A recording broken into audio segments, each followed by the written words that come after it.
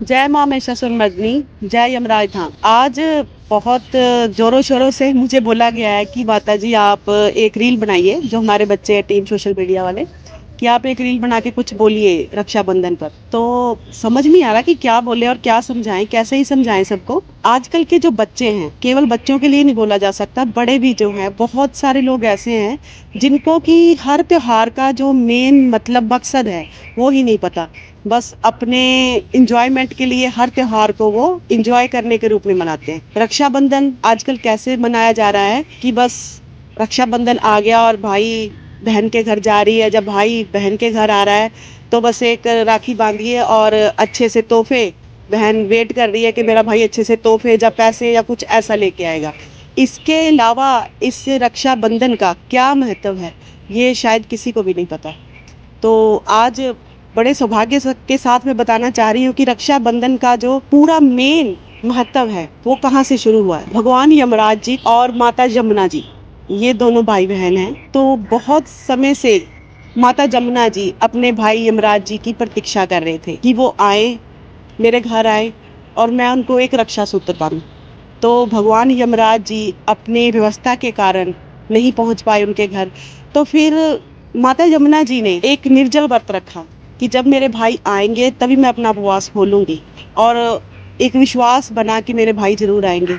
तो जब भगवान यमराज जी को इस बात का ज्ञान हुआ कि मेरी बहन ने ऐसी प्रतीक्षा कर रही है मेरे लिए, तो वो उनके घर पहुंचे। जब उनके घर पहुंचे, अपनी बहन जमुना जी से मिले, तो माता जमुना जी ने भगवान यमराज जी के हाथ पे रक्षा सूत्र बांधा, उनको बताया, अपना प्रेम जाहिर किया।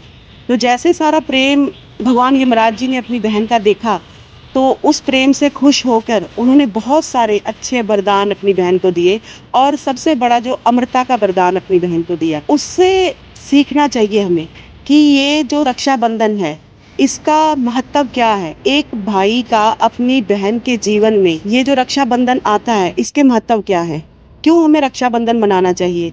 और एक बहन को भी ये समझना चाहिए कि इस रक्षाबंधन का जो सबसे बड़ा महत्व है ये क्या है। सिर्फ अपने भाई से अच्छे से तोहफे या पैसे लेना, ये रक्षाबंधन का ये मेन महत्व नहीं है। इस चीज को समझे थोड़ा। अगर हम हर त्योहार को समझेंगे, उसकी गहराई तक जाएंगे, तो उसका लाभ हम तभी उठा पाएंगे। और मेरा सब बहनों से ये अनुरोध है हाथ जोड़ के, तो जब भी वो अपने भाई के हाथ में ये सुरक्षा सूत्र बांधें, तो उनसे एक वचन लें कि आपसे रक्षाबंधन राखी बंधवाना उनका कर्म है, पर हर स्त्री की इज्जत करना, जब वो किसी संकट में हो तो उसकी रक्षा करना, वो उस भाई का धर्म है।